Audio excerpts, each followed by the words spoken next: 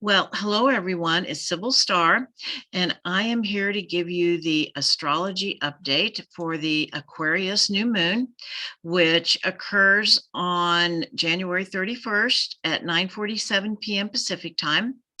In the Eastern time zones, it will be on February 1st at 12:47 a.m. So it does straddle the days.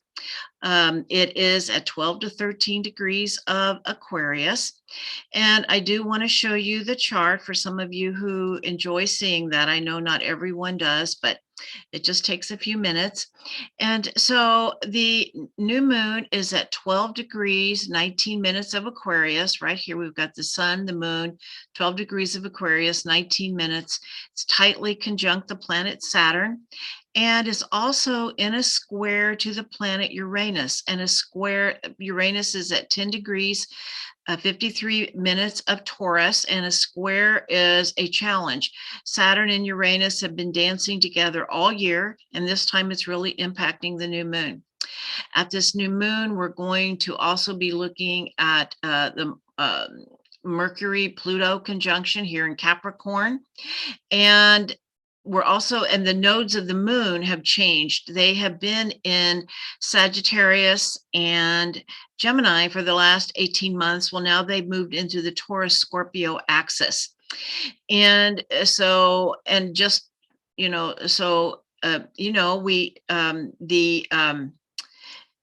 new moon actually sets the intention for the next 30 days, is like planting a seed. So this energy is really in effect all month. So to begin with, it also aligns with the pagan holy day of Imbulk. And Imbulk is when the light is growing. At the winter solstice, that was the return of the sun. We planted the seed. Now the seed is growing and beginning to come above ground and is starting to see the light of day. And so that's what Imbulk is about, the growing light. And if you have planets anywhere from 9 to 15 degrees of Aquarius or other fixed signs, you might find, such as Taurus, Scorpio, and Leo, this could be very activating for you. Now, Uranus and Saturn are both the rulers of Aquarius. Saturn is the ancient ruler and Uranus is the modern ruler. And I personally believe that Uranus much more aligns with the energy of Aquarius than Saturn, but they're both there. And Uranus is about radical change. It brings lightning strikes. That's kind of one of the symbols of Uranus is lightning striking, a sudden change. One moment things are one way, the next minute they're not. But it can also be downloads. One minute you don't know something and understand something, and the next minute you do. And Uranus is very connected to the weather. And this could also impact the weather, this new moon. But the truth of the matter is Uranus brings change, radical change, and the winds of change are blowing. I can certainly feel the shift. I don't know if you can, but I certainly do. And the Sabian symbol for this new moon is a barometer. And so it brings in the weather once again. And a barometer measures the atmospheric pressure. It helps people predict what the coming weather is going to be, whether it's a low pressure front or a high pressure front, and what that means. And so I feel like it's like a translator of the energy.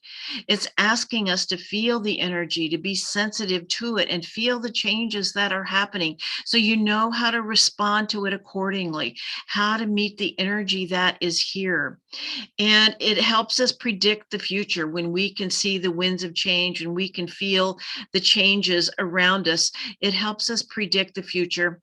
And it also is an awareness to raise our vibration, to align with the energies that are coming in so that they flow through us more easily. Now, which really lines up with Aquarius because, Aquarius is the sign that sees into the future. It is almost always 5 years ahead of everyone else. It actually works kind of like a barometer. It can just sense and feel the energy and really kind of know where things are going. So it's activating that Aquarius part in all of us. We all carry Aquarius just because it's at these specific degrees. It still impacts all of us, and it's asking us to heighten our intuition, or I maybe should say this differently. Our intuition is heightened. And so really pay attention to it. Really listen to those inner nudges that said, pay attention here, trust your gut instincts. It will be your guide because the world, is in chaos right now. And things are falling apart, and because they need to.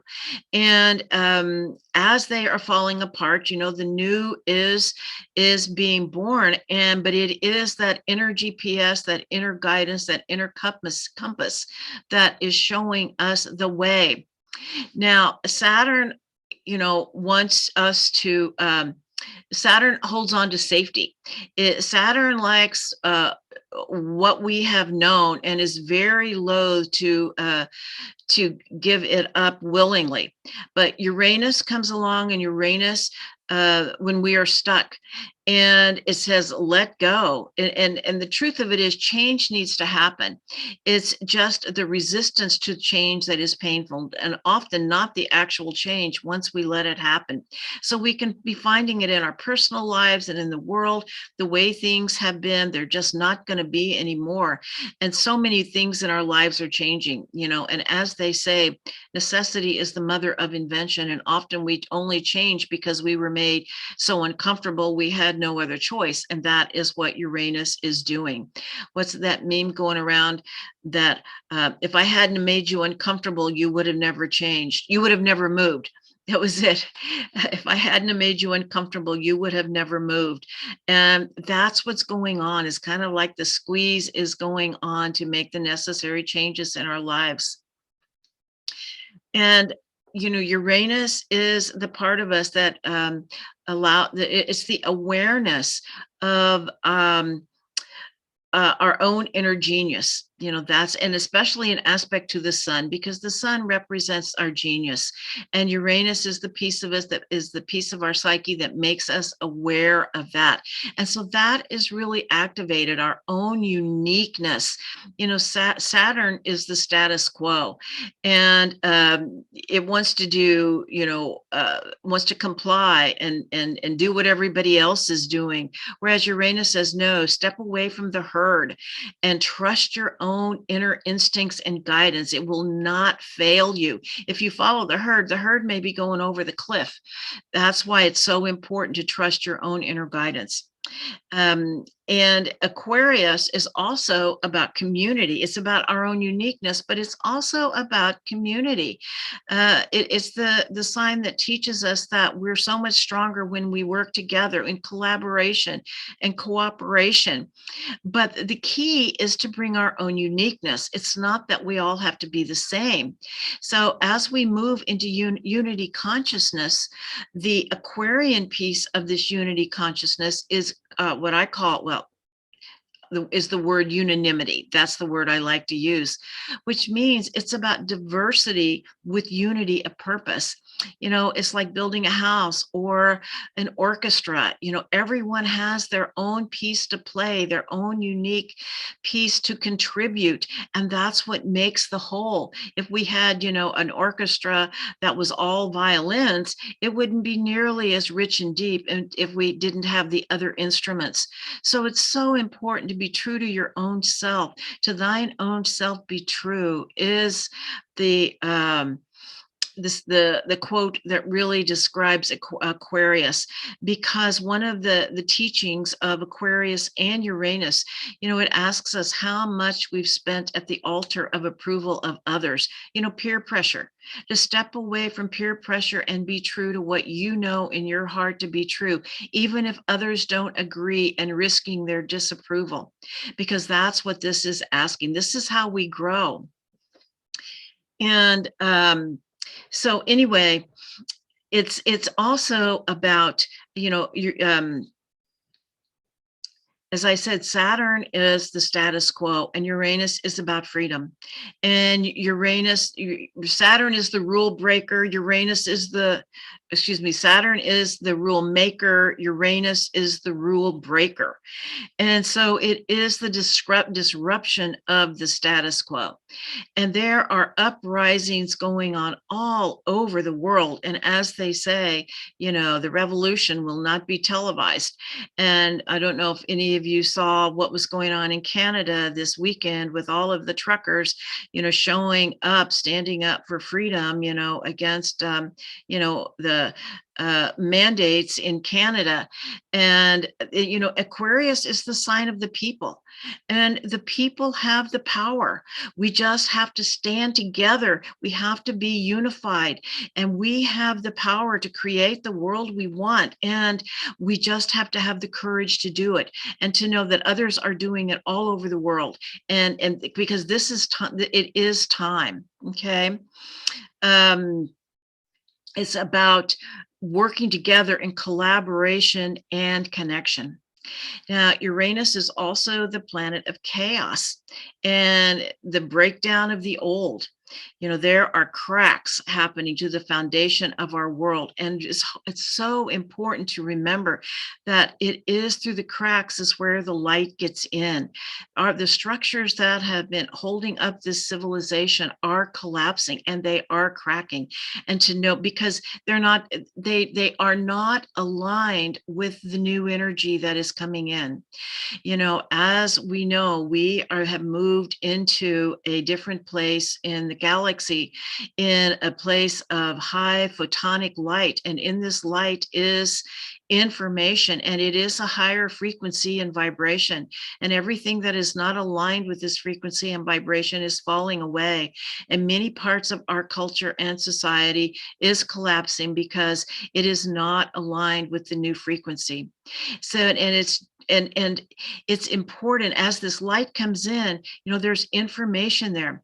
And I saw this incredible meme a while back, and it's just really stayed with me. And it said, God is a frequency within ourselves. Tune in. That's what this light is about, is reminding us who we are, helping us remember so that we can create something new here on Mother Earth as the old is collapsing. There are light codes coming in that are activating our DNA. And like I said, as the cracks are happening, that is where the light gets in. As the old belief systems crumble, the light which contains that information is coming into our field.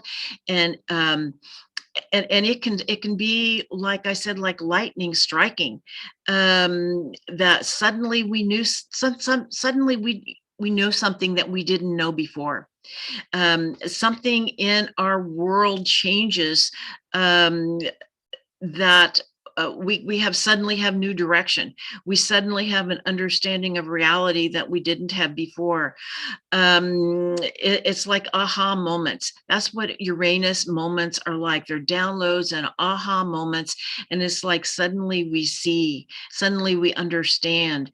And it can happen on many levels, whether it's our personal lives and our direction, or whether it's our understanding of the world. But it's a sudden awakening to the deeper truth of who we are and our life purpose. And we are also, the Saturn-Uranus square has so much to do with manifestation and creation. And we are in this field of infinite possibility where anything is possible and miracles can happen. And to know that even in these dark times, we are being flooded with light. It's like we're in the chrysalis of the butterfly, and we can't really, we don't really know what's going on. And because we don't know what's going on, because it's we're moving into a different dimension, a different place.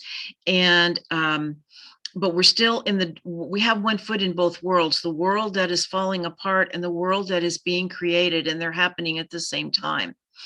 And so in this month of February, when we know this field is so fertile with possibility and manifestation, it's so important to put your prayers in motion, to focus your energy on what you want. And if it is in your highest good, it will happen. And it may not happen immediately, or it may. It all depends on how it unfolds. But the first step is to start dreaming it into being. If there's something that uh, it, that's what I want. Just what I want to say is to start dreaming it into being. Use your imagination. That is where it begins. We must imagine it in the quantum field first. If you want a new home, if you need a new job, or if you want to move, or if you need more income, or if you just simply want to change your life and want to know your direction and life purpose, call all of that in right now. It's palpable. It's right there. It will be there for you this month. There will be some kind of awakenings, and you'll be surprised. With Uranus, they say expect the unexpected. Whatever it is you haven't thought of, that's what's coming in. And the other thing is just so important to elevate your thoughts. Keep your frequency high. You have the power to change your life by changing your attitude. And of course, it's so important to have prayers of gratitude every day. To say thank you in the morning, thank you all day, and thank you at night, and count your blessings, because that is actually the flow of manifestation. I know I have been working with the Archangel Metatron, and he shows me whenever I slip into negativity by showing me the number 1111. 1111, they say, is the number of angels. And what I have discovered for me, the specific angel that has come into my life recently is Metatron, and he's all about the creation. And he reminds me to elevate my thoughts. So whenever I see 1111, I think, oh gosh, maybe, I need to, what am I doing? What am I thinking about? Where am I focusing my energy? I need to make a shift here. And it's really helpful. Okay. Now, with this, of course, there's always a shadow. And especially with Saturn, Saturn is one of the more challenging planets and planetary energies, I should say, and is in Aquarius. And so it's definitely showing us the shadow of technology. Our relationship with technology is one of the big teachings of this age of as we move into the age of Aquarius. And the specific one we're really working with now is surveillance. Technology is I recently heard someone say a couple of things that I thought were really interesting. They said, all of these thousands of satellites that they're putting, in the sky right now, thousands and thousands of them. They're not just about allowing us to download a video 16 seconds more quickly. Needless to say, they have other purposes. They are collecting data, tremendous amounts of data on all of us. And I also, from the same person, I heard that Bill Gates has developed a new technology that can see through anything, that there is like no place to hide now. I mean, they see through a house, there's like nowhere you can go. And so, and then like, what are they going to use this for?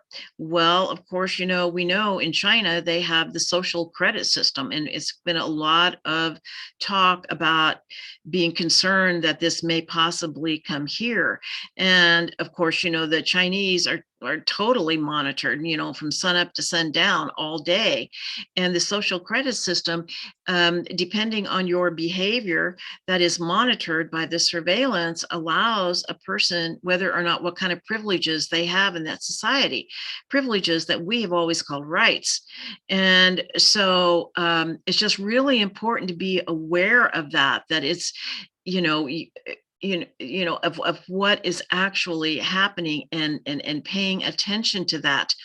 And of course, I've just recently read that they've got some new technology for some health passports that are being created. They have not been introduced yet, and I pray to God they don't, but they are absolutely working on it using this new surveillance.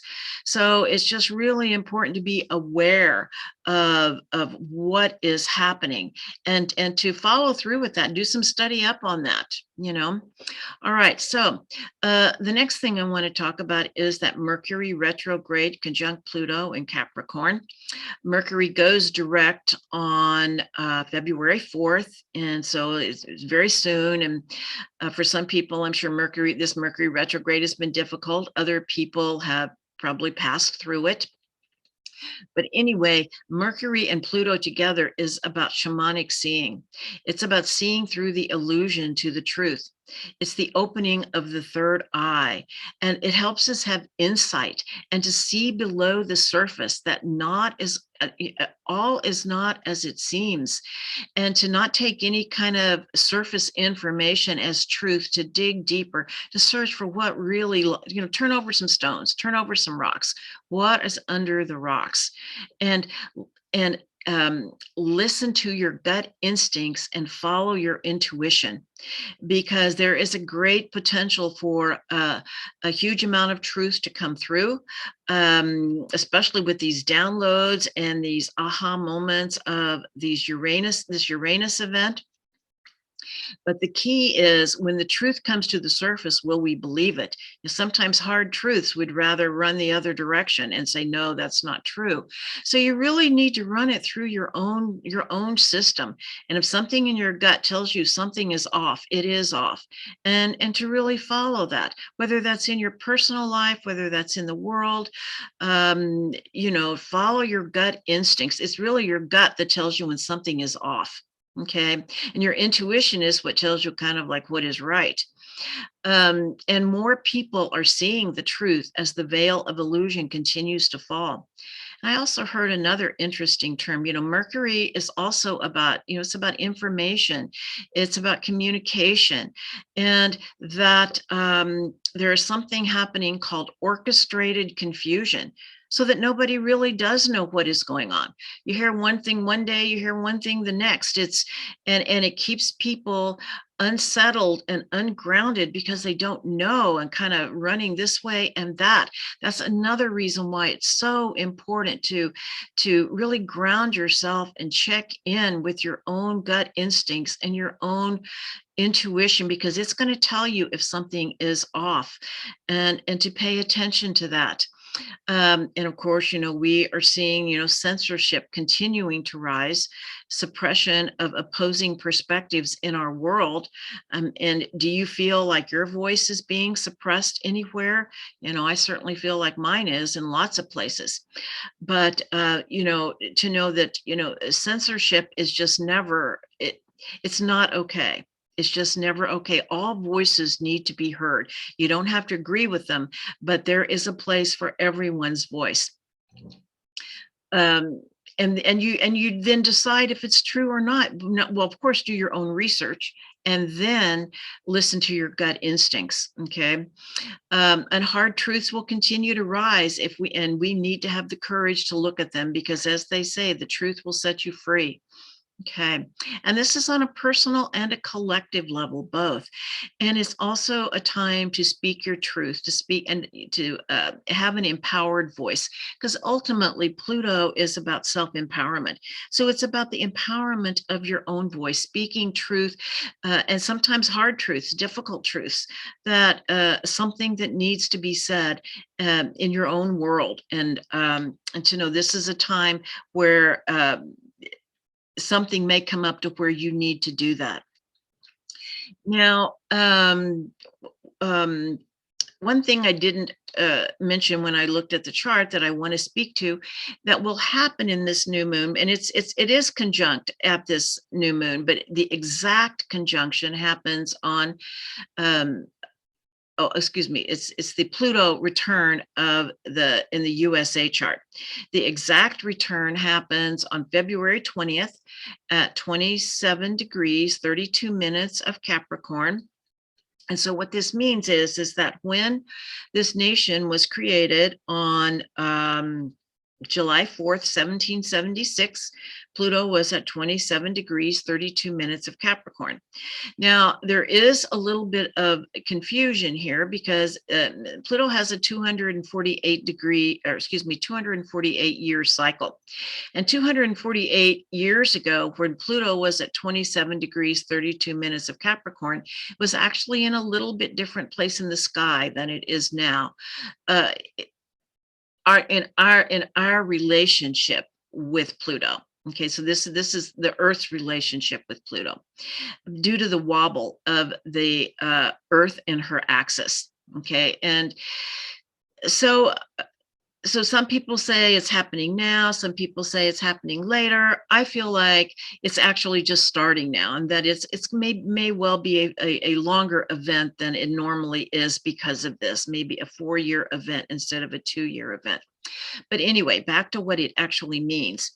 So Pluto in Capricorn, Pluto always shows us a couple of things. It shows us our relationship with power, and it shows us what is decayed and corrupted so that it can be healed. It's kind of like, an infection that has to be lanced, wherever it is that things aren't in right alignment, it will show us. And just like when Pluto was in Capricorn, it shows us the corruption and decay that in the Catholic Church. Okay, Sagittarius, Pluto in Sagittarius was Sagittarius is about religion, theology. And that's what it showed us. I mean, we may have known it, but it came to the surface for us to be seen. Pluto brings things to the surface for us to see them. And Capricorn, it is very much about our institutions, the bones of our civilization, of our culture, our government, our banking, medicine, education, media, all of the structures that hold up our civilization. Well, they are very corrupted, and that is coming to the surface. Now, I want to go back just one piece. So Pluto's going to actually come to this degree several times this year, and like I said, it's actually a several-year process. So this is just the first time, the first activation. And so Pluto in the chart of the United States is in the second house. And the second house has to do with the economy. It has to do with finance. It has to do with what we value in life.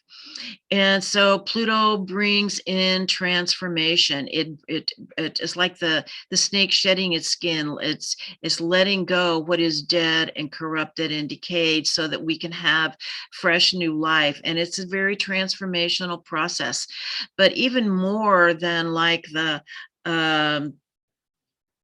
snake shedding its skin is really more like the caterpillar and the butterfly in the chrysalis stage is the Pluto stage, where everything kind of dissolves so that it can be transformed into something new and different. And of course, we know our economy is really in trouble. It has been for a while, and we need something new. We need a new system that actually serves the people. But the process of the collapse of it is and maybe it won't collapse completely, but it certainly will collapse enough that some new systems will emerge. Okay, but just like in the chrysalis, where it's all goo and becomes what they call imaginal cells, we don't quite know what's happening. And that's kind of what I want to say. That's why it's so hard to so important to just trust your inner guidance, because it's hard to know what actually is happening. Okay, and it's also important to acknowledge just how corrupt so many of these systems have become.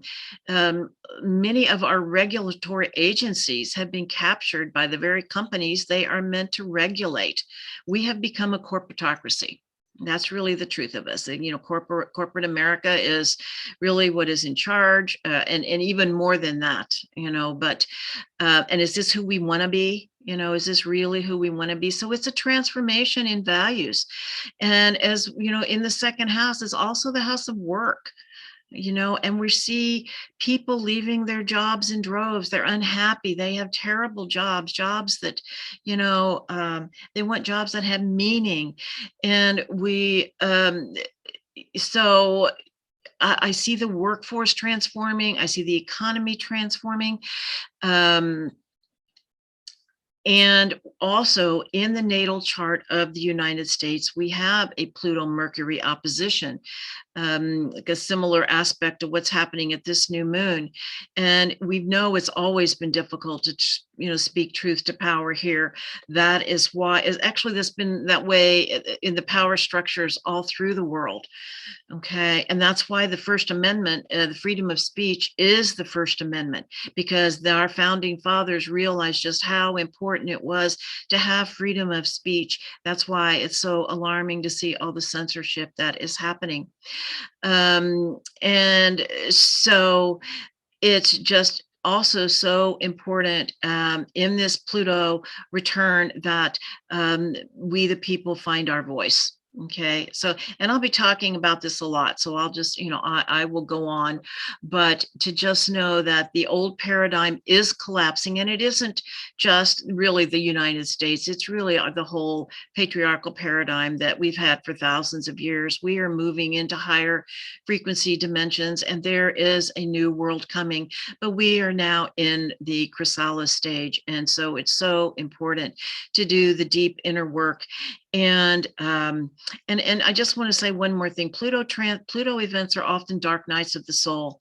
And, here in the United States at this Pluto return, we we will be going through our own dark night of the soul and asking, ourselves, who are we? What do we want? And what choices how have we disempowered ourselves? Because like I said, Pluto is always about power. And how do we make choices that are self-empowering, not disempowering? All right. So the last thing is the nodes of the moon. And the nodes of the moon have to do their points of destiny.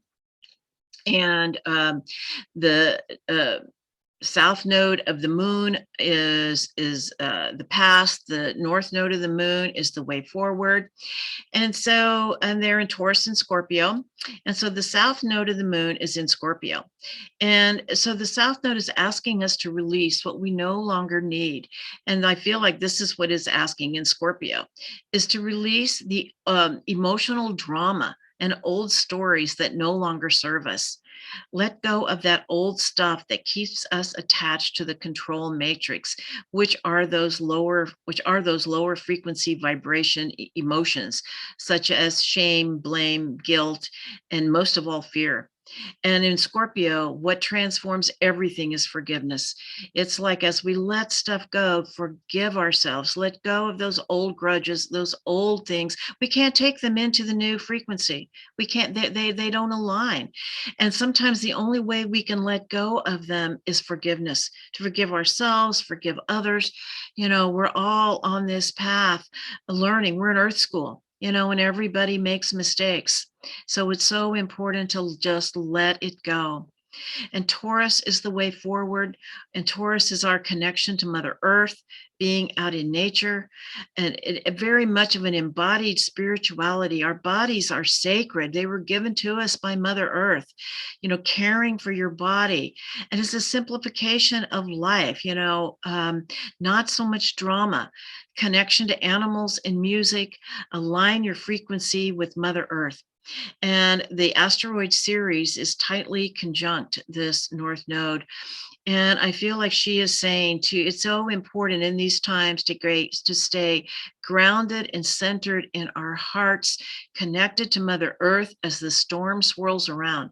The storm is here, but we don't have to participate. We don't have to engage. We can step back and stay centered within ourselves and find that place of inner peace as we move through it.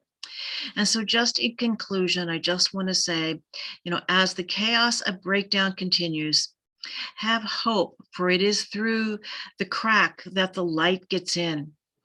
We are cracking and breaking, releasing old patterns and thousands of years of conditioning. It is through those cracks that the old paradigm is collapsing, and from those cracks, the new is born. All right, well, wishing you a wonderful month. If you like this video, please subscribe, and you can reach me on my website at sybylstar.com, which I will put down in the description box. All right, have a wonderful month.